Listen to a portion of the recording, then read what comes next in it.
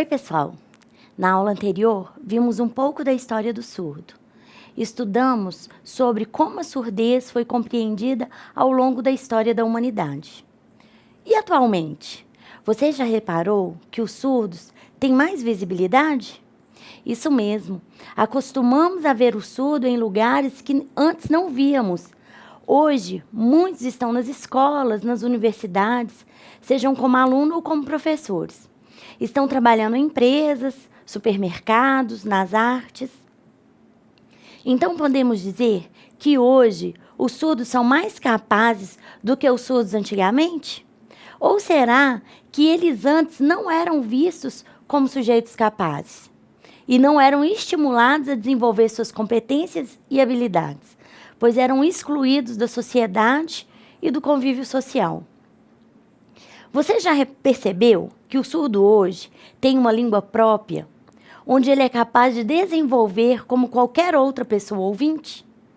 E é em torno dessa língua que é construída a sua cultura, a comunidade e o seu processo identitário. Então, esse é o tema da nossa segunda aula da unidade 1. Bem, para dar início à nossa aula, vamos começar falando alguns conceitos atribuídos ao surdo. Você sabe me dizer qual a diferença entre mudo, deficiente auditivo ou surdo-mudo? Várias vezes, durante todo o tempo que trabalhei com educação dos surdos, eu ouvi e ainda ouço as pessoas se referindo ao surdo como mudinho, surdo-mudo e deficiente auditivo. Bom, para que você também não cometa esses mesmos erros, eu vou explicar para você o que é ser mudo. Mudo é aquela pessoa que é desprovida de voz, que tem algum tipo de deficiência no aparelho fonador e, por isso, é acometido da mudez, ou seja, não fala. Mas nada o impede de ouvir, o que não se aplica ao surdo, porque esse consegue ser oralizado, consegue falar desde que seja treinado para isso. Ele não tem nenhum problema nas cordas vocais. Então, o termo mudo, mudinho ou surdo-mudo não deve ser empregado ao surdo, pois ele não possui problemas no aparelho fonoarticulatório. O outro termo, também muito utilizado, é deficiente auditivo. Dentro da comunidade surda, esse termo diz respeito àquele sujeito que não faz uso da língua de sinais, que não tem uma identidade surda e faz uso, sim, da língua oral. Por isso, ele, em comparação com o ouvinte, tem uma deficiência, lhe falta audição. Já o termo surdo, que é o melhor que se aplica, porque significa que é aquele sujeito sócio, histórico, que faz parte de uma minoria linguística, que possui uma história, uma língua, cultura e identidade que lhes são próprias. Dessa maneira, quando abandonamos essa concepção de surdo-mudo, mudo, mudinho e deficiente auditivo, nós não mudamos não somente a forma como a gente chama, mudamos também a imagem que fazemos desse sujeito. Antes, os surdos eram vistos como um doente, um deficiente, um ouvinte com defeito. E depois ele passa a ser visto como sujeito que tem uma maneira diferente de perceber e interagir com o mundo, com uma língua própria que difere da nossa língua oral. E é essa língua que o torna sujeito com identidade própria. A concepção socioantropológica da surdez nos dias atuais está intimamente relacionada à cultura surda. Esta, por sua vez, remete à identidade desse sujeito que convive quase sempre em duas comunidades, a comunidade surda e a ouvinte. A concepção socioantropológica da surdez na pós-modernidade define o surdo como pertencente a uma comunidade linguística minoritária, ainda discriminada, que utiliza e compartilha uma língua visual e apresenta modos de socialização que são próprios do surdo, assim como costumes, hábitos muito específicos, porque são fundados na surdez e pela surdez. Bom, segundo os autores que defendem essa concepção, a experiência estritamente visual e não auditiva funda uma forma própria que o sujeito surdo tem de perceber a vida. Você percebe, então, que a cultura é também a identidade de um povo, são marcadas pela sua língua? Mas essa noção de cultura surda não é unanimemente aceita, né? Os autores Scliar e Sá relatam o incômodo e a incompreensão de alguns estudiosos diante dessa noção.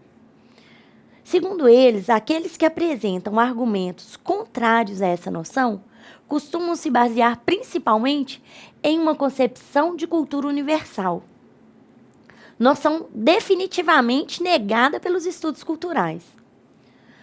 O principal embasamento teórico daqueles que defendem os surdos como um grupo culturalmente específico diz respeito à maneira como esses interagem visualmente com o mundo que os cerca.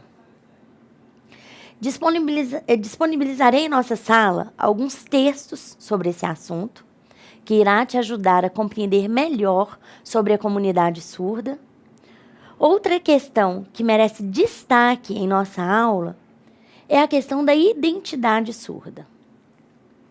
Perlin, que é uma autora surda e que tem vários estudos sobre esse tema, ela identifica essas identidades em 5 tipos, que são percebidas nos sujeitos surdos e dependem muito da relação que esses sujeitos estabelecem ou, em algum momento da vida deles, estabeleceram com a comunidade, cultura ouvinte e também na interação do surdo com o surdo. Essas identidades mostradas por elas são: a primeira, identidade surda, aquela que se sobressai pela militância e a consciência de ser surdo, e o define como politicamente diferente. A segunda, que é a identidade híbrida, ela é reconhecida nos surdos que nasceram ouvintes e ficaram surdos. E com isso, eles adquiriram 2 línguas, né? E vivem numa dependência dos sinais e do pensamento da língua oral. A terceira identidade é a identidade surda de transição. O que é isso? No qual o contato do surdo com a comunidade surda é tardio. Por isso, o surdo passa por um conflito cultural. A quarta identidade identificada por Perlin é a identidade incompleta, que é verificada em indivíduos que vivem sob a dominação constante da ideologia ouvintista, negando as possibilidades de identidade surda e considerando os ouvintes como um padrão a ser seguido. A quinta identidade que ela coloca é a identidade surda flutuante. São os surdos que vivem e se expressam a partir da hegemonia ouvinte, de forma consciente ou não, não demonstrando, no entanto, satisfação ou integração com nenhum dos 2 segmentos, nem o surdo, nem o ouvinte. O surdo pode assumir uma dessas identidades ou mais. Tudo vai depender de como ele interage com a língua de sinais e qual a comunidade, se é a surda ou se é ouvinte, que ele se encontra inserido. Pois a identidade surda, ela vai se construindo a partir da interação deste sujeito surdo com os seus pares surdos e com a língua de sinais, adquirindo uma postura de luta para garantir o direito de ser surdo e ter uma educação bilíngue, em que a língua de sinais seja a língua de instrução garantida pelo poder público e privado em todas as instâncias e esferas educacionais. A primeira unidade nossa termina aqui. Então, ao final dessa unidade, eu espero que você tenha compreendido os avanços e os percalços vividos pelos surdos, a importância de ver o surdo como um sujeito que tem uma língua própria, e isso não faz melhor e nem pior do que o ouvinte. Apenas o caracteriza como um sujeito que é capaz, que é competente, como qualquer outra pessoa, né, ele tem uma forma diferente de comunicar e perceber o mundo, que lhes são próprias. Agora você vai ler a unidade 1 do caderno didático, vai ler também os materiais que eu disponibilizei para você na sala e depois vá até o fórum e dê a sua contribuição. Qualquer dúvida, em qualquer momento que você tiver, poste no fórum Tira Dúvidas, que eu estarei respondendo a você, ok? Então, abraços e bons estudos!